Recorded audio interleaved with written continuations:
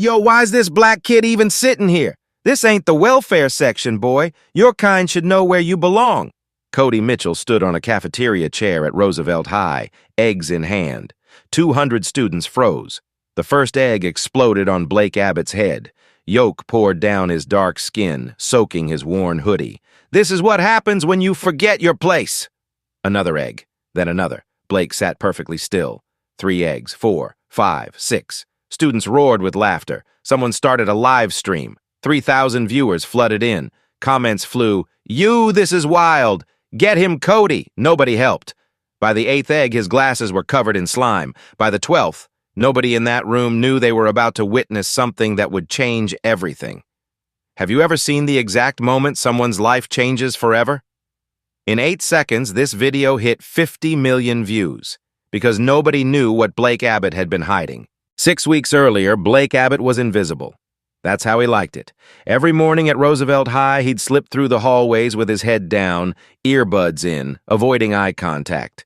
His backpack was held together with duct tape. His sneakers had holes in the soles. When other kids talked about summer vacations and new phones, Blake stayed quiet in the back of the classroom. He lived with his mom, Vanessa, in a 1-bedroom apartment on the south side of Philadelphia. She worked double shifts as an ICU nurse, sometimes pulling 16 hours straight to keep the lights on. Medical bills from Blake's father's death still haunted them 8 years later. Officer Derek Abbott had been shot responding to a robbery. The city paid for the funeral. Everything else landed on Vanessa's shoulders. Blake remembered his father's last words to him. "Stand up for what's right, even when it's hard, especially when it's hard." He kept his dad's police badge in a shoebox under his bed. Some nights, he'd take it out and just hold it, wondering if his father would be proud of who he was becoming. At school, Blake was a 3.8 GPA student, smart enough to get noticed, poor enough to get ignored. Teachers liked him because he never caused trouble. Students forgot he existed. He ate lunch alone at the corner table every single day. He volunteered at the library during free periods, shelving books in silence. To everyone at Roosevelt High, Blake Abbott was just another broke kid trying to get by. But every morning before school, Blake had a different life. At 5 a.m., while Philadelphia slept, he'd wake up in the dark. He'd slip out of the apartment quietly so his mom could rest. Then he'd run 3 miles to Bennett Martial Arts Academy on the edge of town. Coach Bennett was waiting. Always waiting. The 60-year-old former Navy SEAL never missed a morning. He'd unlock the door, flip on the lights, and Blake would bow before stepping onto the mat. For 2 hours, Blake transformed. The quiet, invisible kid became something else entirely. His body moved with precision that took 8 years to build. Every punch was calculated. Every kick was controlled. Every technique was drilled 10,000 times until it became instinct. Blake Abbott was a 3-time Pennsylvania State karate champion. He held a 2nd-degree black belt. He was the youngest in state history to reach that level. Last year, the Olympic training team had reached out. Blake said no. He didn't want the attention. He didn't want people at school treating him differently. He just wanted to honor his father's memory by becoming disciplined, focused, and strong. Coach Bennett understood. Real strength doesn't need an audience, he'd say. Real strength protects when it's needed and stays silent when it's not. So Blake kept his secret. No one at Roosevelt High knew. Not the teachers, not the students. Especially not Cody Mitchell. Cody Mitchell was everything Blake wasn't. 6'2", 210 pounds of muscle, captain of the football team, son of Lawrence Mitchell, one of Philadelphia's most expensive lawyers. Cody drove a new truck his dad bought him. He dated Ashley Parker, the cheerleading captain. He had a full-ride scholarship offer to Stanford waiting for him after graduation. But Cody had a problem. Over the summer, he'd injured his shoulder during training. The scholarship people were concerned. His dad was furious. "You're not good enough, Cody. You've never been good enough." Those words echoed in Cody's head every single day. The pressure was crushing him, and when Cody felt weak, he needed to make someone else feel weaker. That's when he noticed Blake Abbott, the quiet kid with the second-hand clothes, the one who never fought back, the perfect target. The first week of school started normal enough. Blake walked through the main hallway on Monday morning, backpack slung over one shoulder. He wasn't paying attention when he turned the corner. His shoulder bumped into someone solid. books scattered across the floor. Blake looked up. Cody Mitchell stood there, rubbing his shoulder, the same shoulder he'd injured over the summer, his face twisted with pain and anger. "Watch where you're going, scholarship trash!" Cody's voice echoed down the hallway. Students stopped and stared. Blake bent down immediately. "Sorry, man, I didn't see you. Are you okay?" Cody kicked Blake's algebra book across the floor. "Do I look okay? You think you can just run into people? Someone like you?" Blake gathered his books quickly, keeping his eyes down. "It was an accident. I'm sorry." He walked away before Cody could say anything else. His heart pounded, but his breathing stayed controlled. Just like Coach Bennett taught him, stay calm, don't engage, walk away. But as Blake disappeared into the crowd, Cody watched him move. Something was off. The way Blake shifted his weight, the balance in his steps, too smooth, too controlled. Most kids stumbled when they were nervous. Blake moved like water. Wednesday in the gym locker room, Cody's suspicion grew stronger. Blake was changing into his gym clothes in the corner, trying to stay hidden as always. But for just a second, Cody caught a glimpse. Under that baggy hoodie, Blake had definition, real muscle, not the kind you get from regular gym class, the kind that takes years of serious training. Cody's mind started racing. What was this kid hiding? Thursday morning at 6 a.m., Cody drove to physical therapy for his shoulder. The sun wasn't up yet. The streets were empty. He took a different route through the south side, passing shuttered shops and old buildings. Then he saw it. Bennett Martial Arts Academy. A light was on inside. Cody slowed down. Through the window, he could see someone executing a perfect flying kick. The figure spun mid-air, landing in a fighting stance. Cody squinted. No way. It couldn't be. But it was. Blake Abbott, moving like a completely different person. Cody's jaw clenched. He pulled out his phone and started searching. Pennsylvania Karate Championships, youth divisions, black belt divisions. There were videos, but the competitors wore helmets and protective gear. He couldn't confirm faces, but the technique looked familiar, real familiar. Cody sat in his truck outside the dojo, watching Blake through the window for 20 minutes. His mind was made up. This kid was a threat, and threats needed to be eliminated before they became problems. He pulled up his group chat with Kyle, Brett, and Justin. New target, Blake Abbott. We need to destroy this kid before he becomes a problem. Week 2 started with milk. Cody walked past Blake's lunch table on Monday and accidentally knocked over a carton. White liquid splashed across Blake's tray, soaking his sandwich.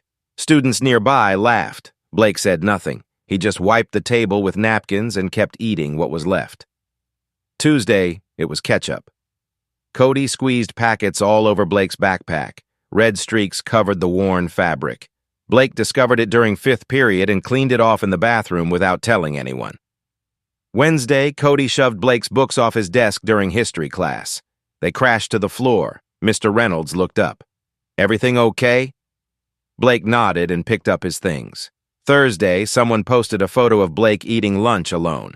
The caption read, "When the diversity quota walks by itself." It got 200 likes in an hour. Blake saw it. He didn't respond. Friday, Cody got bolder. He cornered Blake at his locker after school. Kyle, Brett, and Justin flanked him. "You know what I hate? Kids who don't know their place." He shoved Blake against the metal lockers, hard. Blake's head hit with a clang. He steadied himself. "I don't want any trouble." "Then stay out of my way." Cody walked off laughing. But Blake didn't react the way Cody expected. No fear, no tears, no running to teachers, just silence. It frustrated Cody to his core. Why wouldn't this kid break? Across the hallway, Sophie Graham watched through her camera. She'd been documenting everything for 2 weeks. Every shove, every insult. She saved it all on a USB drive. Week 3 got worse. Monday morning, Blake found his locker jammed with glue. All his textbooks were missing. Tuesday, someone spread a rumor that Blake was dealing drugs. 2 teachers questioned him. The assistant principal searched his backpack. They found nothing, but the rumor stuck. Wednesday after practice, Cody sat in his truck. His phone buzzed. A text from his dad. "Got your midterm report. B- in chemistry? This is why Stanford is questioning you. You're not good enough." Cody threw his phone into the passenger seat. His hands shook. Not good enough, never good enough. The pressure felt like drowning. Ashley called. "Babe, Why are you so obsessed with that Blake kid? You don't get it. He acts like nothing touches him. He's a nobody. That's the problem. He should be scared, but he's not. That night at home, Cody's father was waiting in his study, expensive suit, cold eyes, glass of scotch in hand. Sit down. Lawrence Mitchell didn't look up from his laptop. Cody sat. He knew what was coming. Your coach called me today. Said you're not performing. The Stanford recruiter is coming in 2 weeks. 2 weeks, Cody. Dad, I'm trying. I don't want excuses. I want results. Lawrence looked at his son. You know what happens if you lose that scholarship? Community college with the rest of the failures? Nothing Cody did was ever good enough. His father had been having this conversation with him since he was 8 years old. After being dismissed, Cody went to his room and punched the wall. His knuckles split. The pain felt better than the helplessness. The anger needed to go somewhere, and if it couldn't go toward his father, it would go toward someone else, someone weaker. Thursday morning, Cody walked into a convenience store and bought 24 eggs. The cashier gave him a weird look but rang them up. Cody smiled as he carried them to his truck. Tomorrow was going to be different. Tomorrow he'd break Blake Abbott in front of everyone, make him a complete joke. Meanwhile, Blake woke up at 5 a.m. like always, but this morning felt different, heavier. At the dojo, Coach Bennett noticed immediately.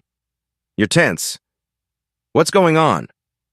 Blake told him everything, the harassment, the escalation, the feeling that something big was coming. Coach Bennett listened carefully. You know what self-defense means? Protecting yourself when attacked, when you have no other choice, when walking away isn't possible. Coach looked Blake in the eye. If someone corners you and attacks you in front of witnesses, you have the legal right to defend yourself, but you need 3 things. Proof they attacked first, witnesses who can confirm it, and control. You use minimum force necessary, nothing more. Blake nodded slowly. Sometimes the world needs to see that good people can defend themselves, that bullies don't always win, but you can't go looking for the fight. It has to come to you. That afternoon, Blake stopped at an electronics store. He bought 2 small cameras, one for his backpack, one hidden in his jacket, both set to record continuously. Friday morning arrived. Blake walked into Roosevelt High knowing today was the day. He could feel it. Cody had been building to something all week. At lunch, Blake sat at his usual corner table. He pressed record on both cameras. Then he unwrapped his sandwich and waited. Across the cafeteria, Cody walked in carrying a paper bag. Kyle, Brett, and Justin followed him, grinning. Students noticed something was off. Conversations quieted. Cody climbed onto a chair. He pulled out the carton of eggs. Someone in the back started filming on their phone. Then another. Within seconds, someone hit Go Live on Instagram. The viewer count climbed fast. 500 people. 1,000, 2,000, 3,000.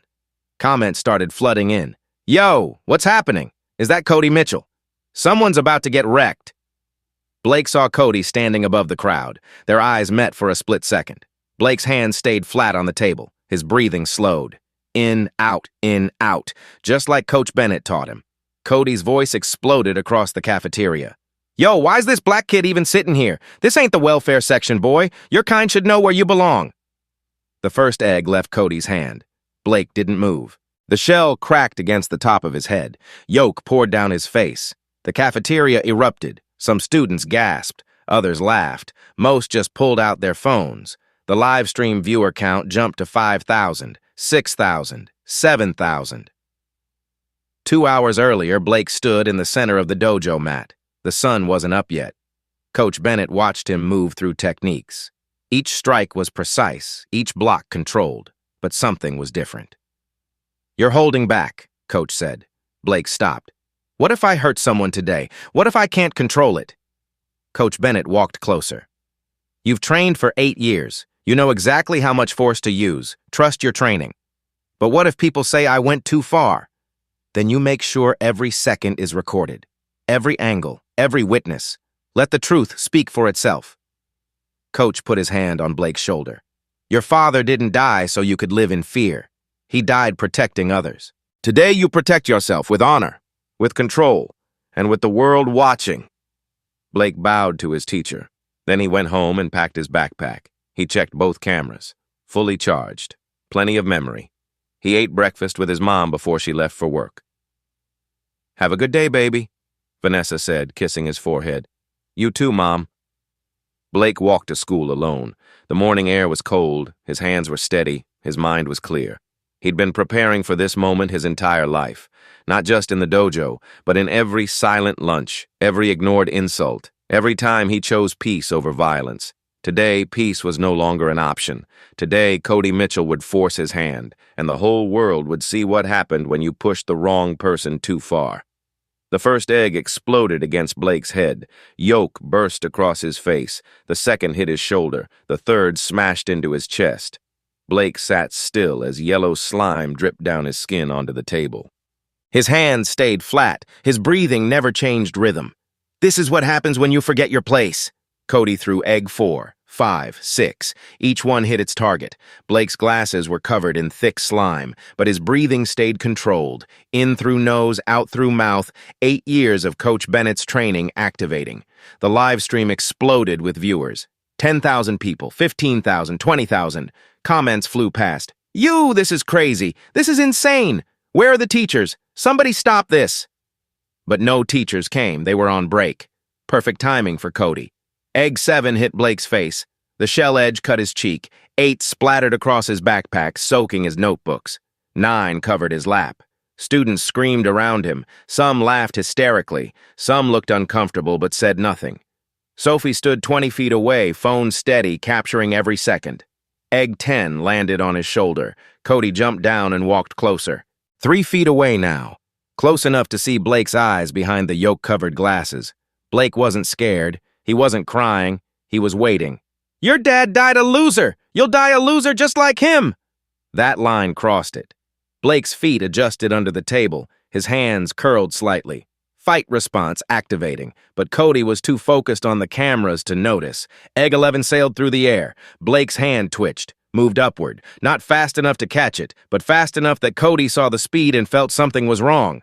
"What are you?" Egg 12 left his hand. Blake's hand shot up and caught it mid-flight, 6 inches from his face. The egg sat intact in his palm, not a crack. The cafeteria gasped as one. 30,000 watching live now. "Did he just catch that?" "No way. Replay that." "How is that possible?" Blake stood slowly. Yolk dripped off him. He set the egg down gently, then looked straight at Cody. His voice was quiet but clear. "That's enough." Cody's face flushed red. His pride was shattered. "We're not done!" He grabbed Blake's arm and pulled back his fist. The next 8 seconds would be watched 50 million times. Second 1. Cody's fist came forward in a haymaker. Blake's head moved 2 inches right. The fist sailed past his ear. Second 2. Blake caught Cody's wrist. His other hand pressed Cody's elbow. He rotated both 90 degrees. Perfect leverage. Cody's face twisted. "Ah!" Blake stayed calm. "Stop now!" Second 3. Kyle charged from the left like a bull. Blake sidestepped. His legs swept Kyle's ankle. Kyle crashed into a table, trays flying. Not hurt, just shocked. Second 4. Brett and Justin rushed together. Blake dropped low. Sidekick caught Brett in the solar plexus. Hard enough to stop him. Brett staggered back, wind knocked out. Blake's hand blocked Justin's punch. Double strike to Justin's chest. Justin sat down hard. Second 5. Cody grabbed a metal lunch tray. Swung it at Blake's head like a bat. The crowd screamed. A tray to the skull could kill. Blake ducked smoothly. The tray slammed into the wall with a clang. Second 6. Cody charged again, screaming. Blake had no choice. Front kick, controlled, measured. Caught Cody in the abdomen. Cody doubled over, air leaving his lungs. Second 7. Blake moved behind Cody. His arm wrapped around Cody's neck. Control hold, not a choke. "I don't want to hurt you. Say you're done." Cody struggled. "I'll kill you." Blake added pressure to nerve points. "Say you're done." Second 8. Cody's hand slapped Blake's arm 3 times. Tap, tap, tap. "Done, done." Blake released immediately. Stepped back 10 feet, hands up, palms out, empty, non-threatening. His voice carried clearly. "I defended myself. I'm done. Someone call security." Chaos erupted, students screaming, some cheering wildly, some frozen in shock. The live stream hit 50,000 viewers. Comments were a blur. "Oh my God! Who is this kid? That was insane!" Sophie lowered her phone. She had everything, every angle, perfect evidence. Mr. Reynolds pushed through the crowd. "Everyone back! Blake, don't move!" Blake's hands shook from adrenaline. He looked at them. "I actually did it." Sophie ran to him. "Are you okay? Is Cody hurt?" The nurse checked Cody carefully. "He's fine. No injuries. Just bruised pride." Security arrived fast. Blake pulled both cameras from his backpack. "Everything's recorded here. Complete self-defense. 2 different angles." Cody was helped to his feet by his friends. His face was red from humiliation. Tears streamed down, not from pain, from shame. The whole school had watched the quiet kid dismantle him in 8 seconds. When Cody looked at Blake one last time, his expression had changed completely. Fear, and something like respect. The video spread like wildfire across the internet. First hour, 50,000 views combined.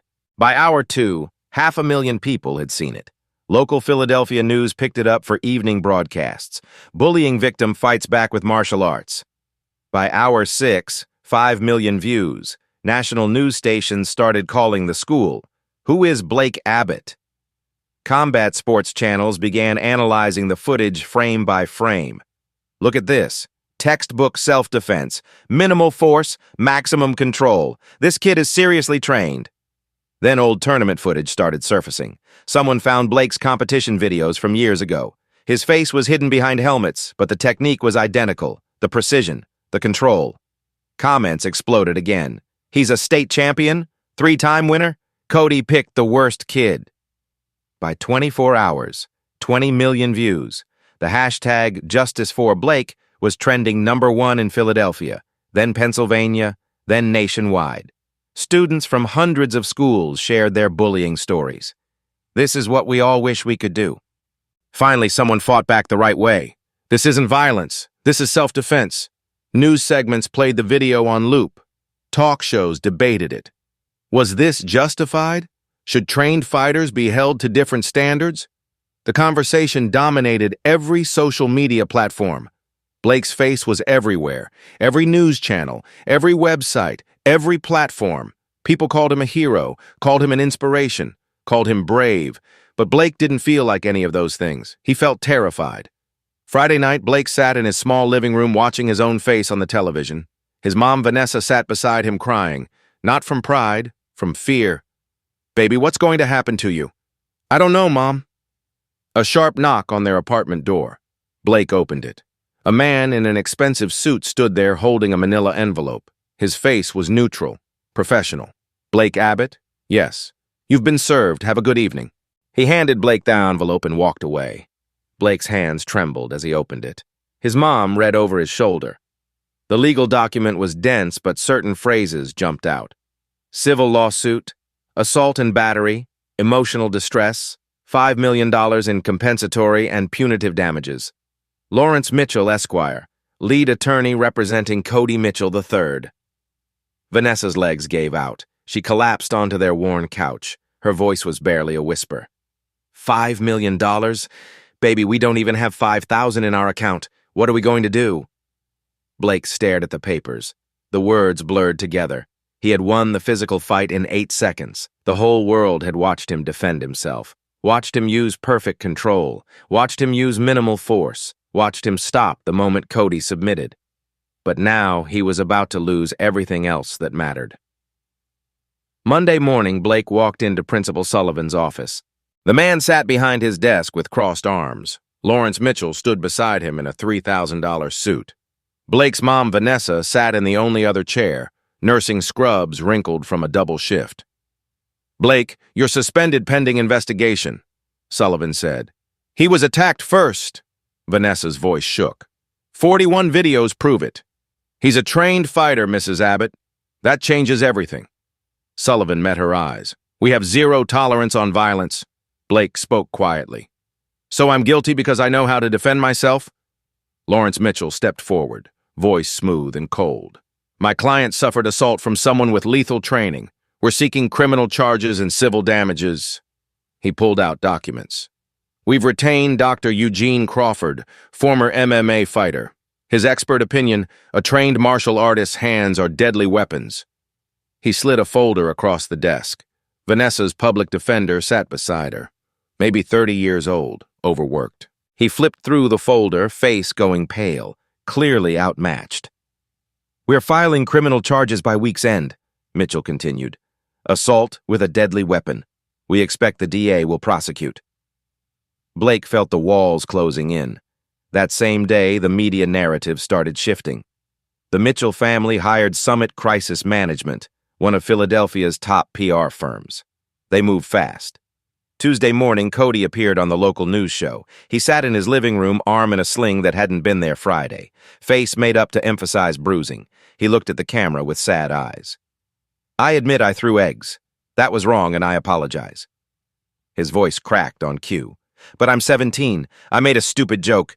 I never expected him to try to kill me." He touched the sling. "I have nightmares now. I can't sleep.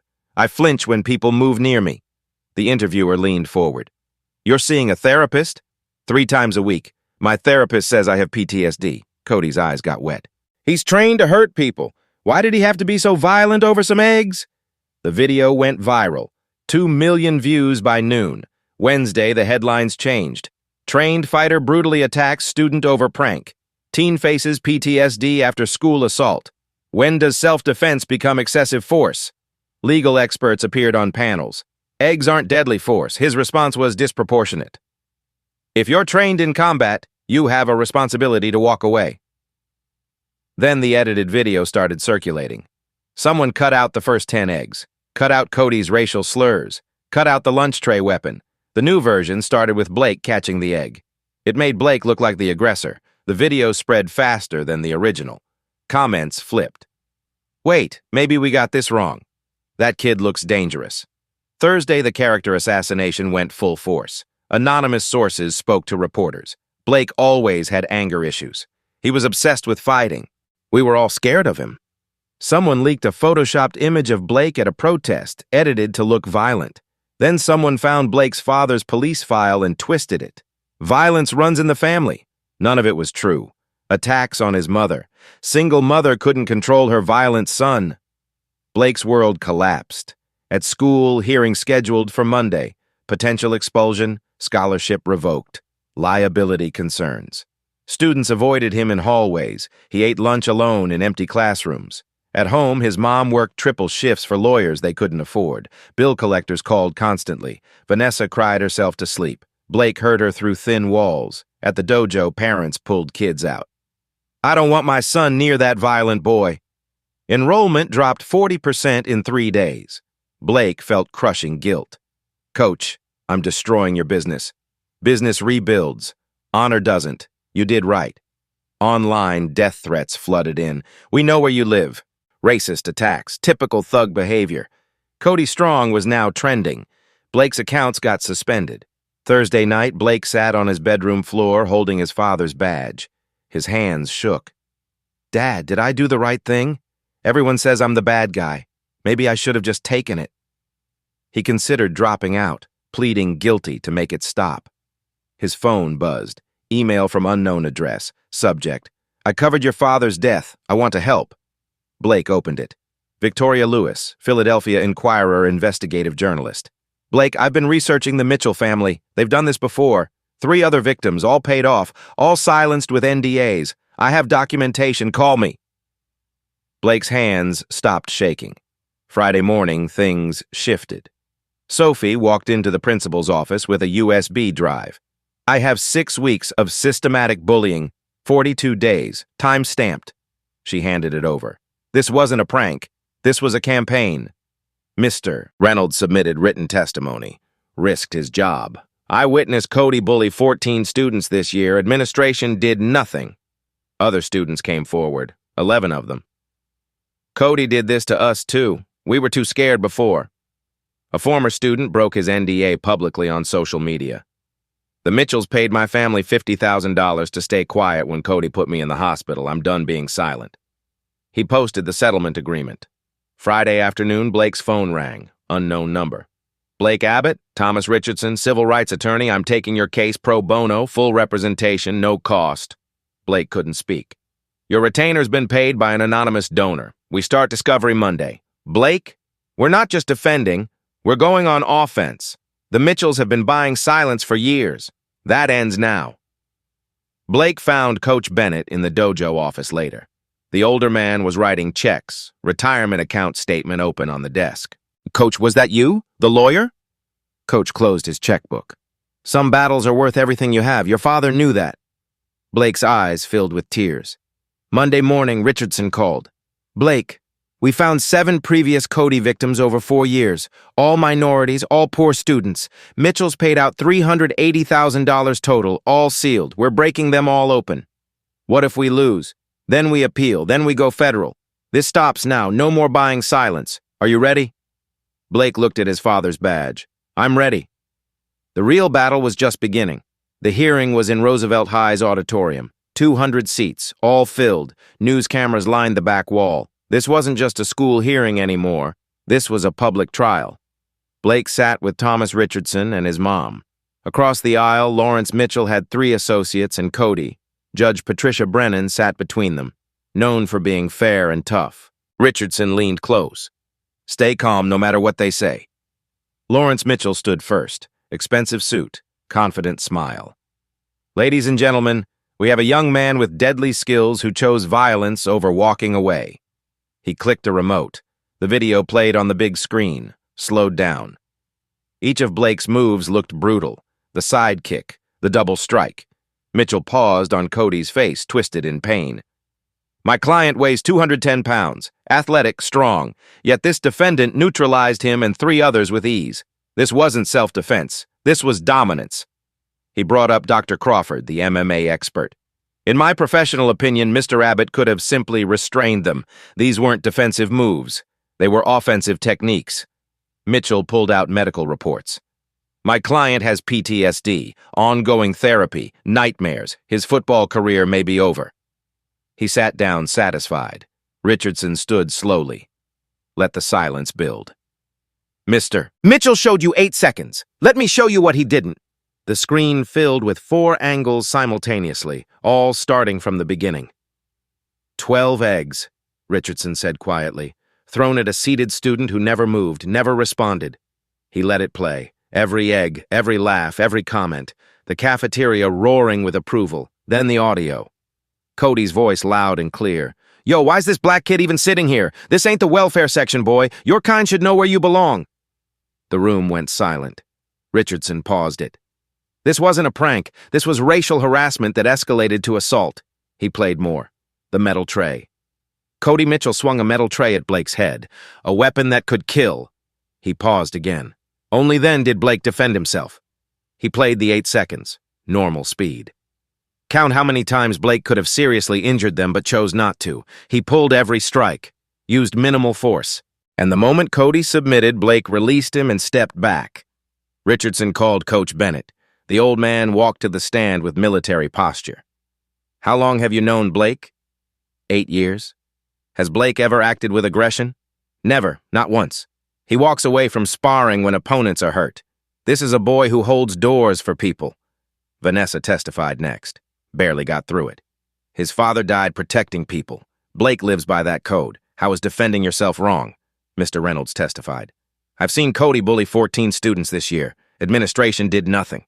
Then Richardson played video depositions. Other victims, faces blurred. "Cody broke my arm. School called it an accident. He threw me downstairs. Mitchell's paid my hospital bill for silence. He carved a slur into my locker. Nothing happened. 7 victims, 7 payoffs. The pattern was clear. Then the surprise witness, Ashley Parker, Cody's girlfriend, former girlfriend. She looked scared but determined. "I can't watch him destroy another person."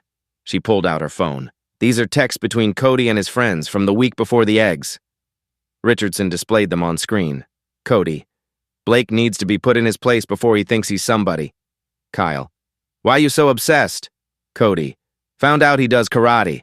Can't let him get confident. Gotta break him first." The room erupted. Judge Brennan slammed her gavel. "Order." "Did Cody know Blake was trained before the attack?" Richardson asked Ashley. "Yes, he saw Blake at the dojo. He targeted him specifically because of it." Lawrence Mitchell jumped up. "Objection. These are authenticated messages, Your Honor," Richardson said. "Overruled. Continue." Then Mitchell called Cody to testify.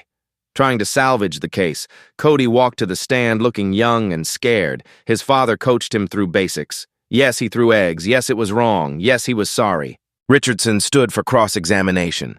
He held up a document. Is this your therapy recording, obtained through subpoena? Cody's eyes went wide. Richardson pressed play. Cody's voice filled the room. I hate myself. I'm just like my dad. I hurt people because I hurt. Cody's face went white. Why did you target Blake specifically? Cody stuck to script. I didn't. It was a prank. Then explain this text. Blake needs to be put in his place. Why those exact words? Cody froze. Is it because Blake is black? Because he's poor? Because despite having nothing, he was happy? Something broke in Cody. His face crumpled. Because he has nothing and he's still happy.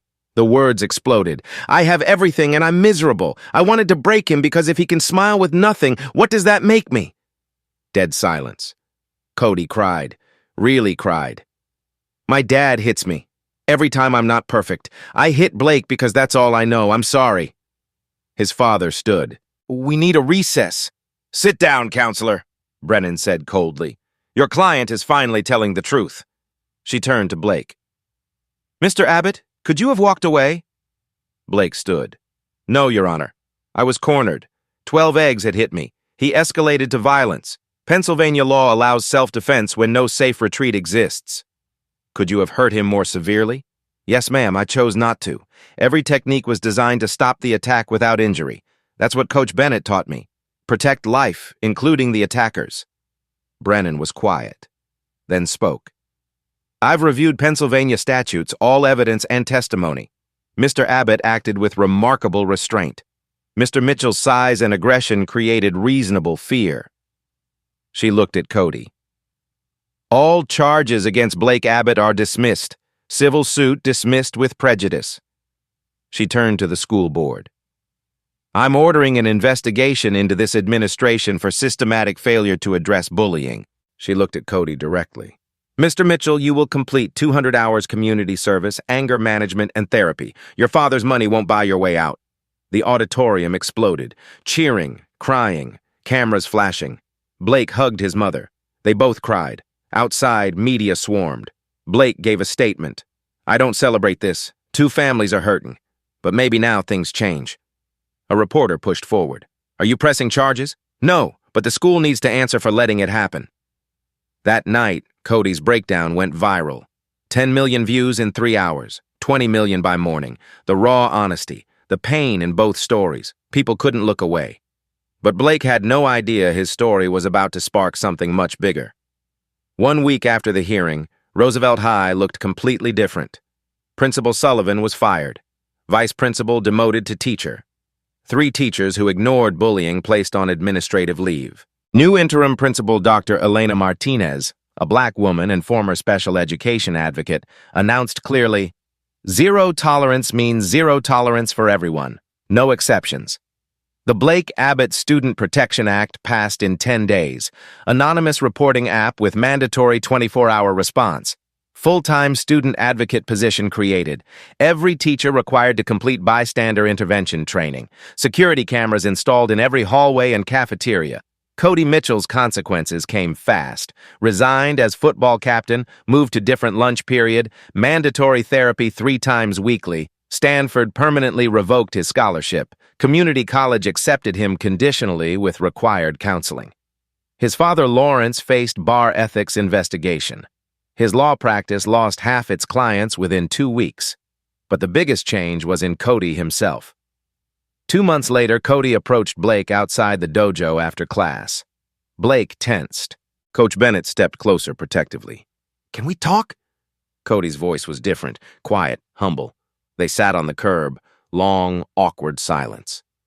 I don't expect forgiveness, Cody said, staring at the ground. But how did you stay calm through everything? How didn't you become violent like me?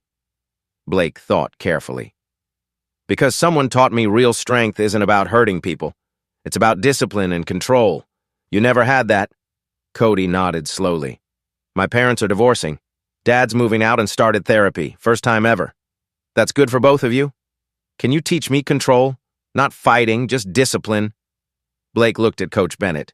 The old man nodded approval. Coach will teach you, but you start as white belt. No shortcuts. Earn every belt. I understand completely.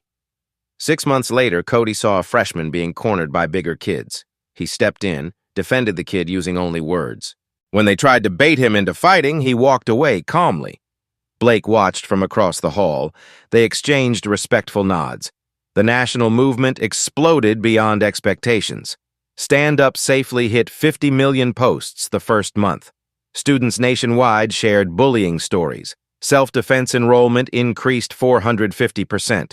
130 schools adopted the Blake Protocol. 8 states introduced student self-defense protection bills. The laws protected students using reasonable force from automatic expulsion, required investigating bullying history before punishment. Blake testified before the Senate at 17. He sat at a formal table with microphones. Senators listened carefully. "I never wanted to fight. I wanted to feel safe. My school failed me. They'll fail others without change." His testimony got 15 million views. Bennett Martial Arts Academy grew explosively. 800 new applicants in 3 months. Coach opened 3 more locations, created scholarship program, 400 low-income youth training free weekly, curriculum redesigned completely, mandatory conflict resolution, de-escalation training, bullying awareness, building character, not just fighters. Blake became assistant instructor, teaching summer intensives, working with kids like his younger self. The quiet ones, the scared ones, the invisible ones. 12 universities offered full scholarships. Blake chose Howard University, historically black with strong reputation. Criminal justice major, conflict resolution minor. Goal: advocate for bullying victims, reform school policy nationwide. Graduation day 1 year later felt surreal. Blake walked across stage in cap and gown. The auditorium erupted. Students jumped up. Teachers stood clapping. Even doubting administrators applauded. After ceremony, Cody approached one last time. "I'm studying social work at community college. Gonna help kids like me who hurt others because they're hurting inside." "Good," Blake said sincerely. "The world needs people who've been where you were and chose differently." They shook hands, cameras filmed. This time, the story was redemption. Vanessa cried happy tears. "Your father would be so proud. Everything I did, I asked what Dad would do. You're the man I always knew you'd be." Coach Bennett presented Blake a special black belt. Gold embroidery read, "The strongest warrior is the one who never has to prove it." Blake bowed deeply. "Thank you for everything. You taught yourself, Blake. I only held the mirror." That night, Blake stood at his window looking at Philadelphia lights. 1 year ago, covered in eggs, humiliated, alone. Now, heading to college, changed 8 states, inspired millions. His father's badge on the desk. He picked it up. "I did it, Dad. I stood up when it was hard." Cold metal in his hand.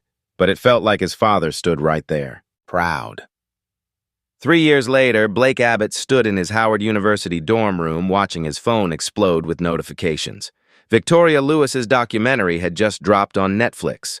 The Boy Who Fought Back, Blake Abbott's story premiered at Tribeca Film Festival the month before. Won the Audience Award.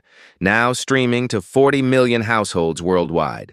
Blake was 19 now, taller, 175 pounds of solid muscle, founder of Stand Up, Speak Out student organization with chapters at 30 universities, still trained every morning before classes, still taught self-defense on campus twice weekly, 3.9 GPA, law school applications already submitted. He was dating Sophie Graham. She'd transferred to Georgetown nearby to study photojournalism. Her camera work had helped save his life. Now they were building a future together. The documentary changed everything again. Victoria had spent 2 years investigating, interviewing, filming. The final cut was devastating and beautiful. Blake's story, Cody's breakdown, the 7 other victims, the Mitchell family's pattern of buying silence, the hearing footage, the redemption arc. But the most shocking reveal came halfway through. Victoria had found 11 more Cody victims over 5 years. Not 7, 11. The total payout from the Mitchell family, $500,000 in hush money. The documentary went viral immediately, trending #1 in 60 countries. The comment section became a movement. "This is why we need reform. I was bullied too. Blake gave me courage to speak up. Schools protect bullies because of money. This has to stop." Cody's journey was featured prominently. Now 20 years old, social work student at Temple University, running a support group for former bullies called Breaking the Cycle with 15 members. Published an essay in Psychology Today, I Was the Monster, A Bully's Confession and Path to Redemption. The documentary showed Cody working with at-risk youth, teaching them what he'd learned the hard way.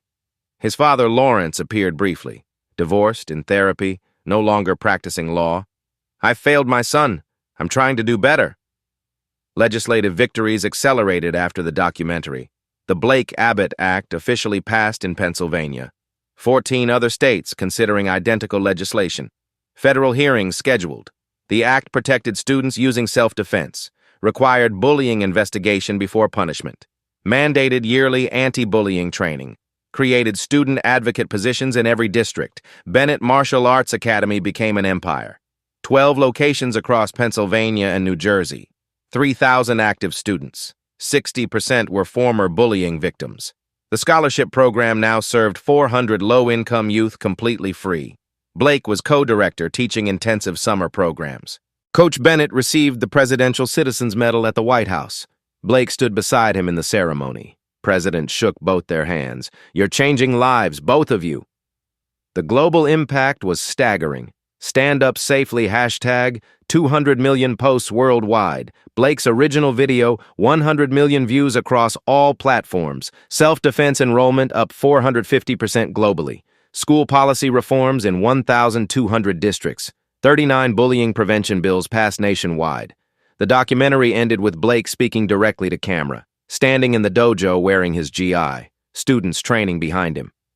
3 years ago, I faced a choice. Stay silent or stand up. I chose to stand up, not with anger, not with revenge, but with dignity and discipline. He looked straight into the lens. Some people call me a hero. I'm not. I'm just a kid who got tired of being afraid, who had someone teach him that strength isn't about fists. It's about character. If you're being bullied right now, document everything. Tell someone. Keep telling until someone listens. And if you must defend yourself, do it legally, safely, with witnesses. If you're a bully, it's not too late. Cody changed. You can too. Get help, because the person you're really hurting is yourself. And if you're a bystander, you're the most powerful person in the room. Your silence enables bullies. Your voice stops them. Choose your voice. The screen faded to text. Have you witnessed bullying? Share your story in the comments. You're not alone. Resources for bullying prevention and self-defense training available at standupsafely.org.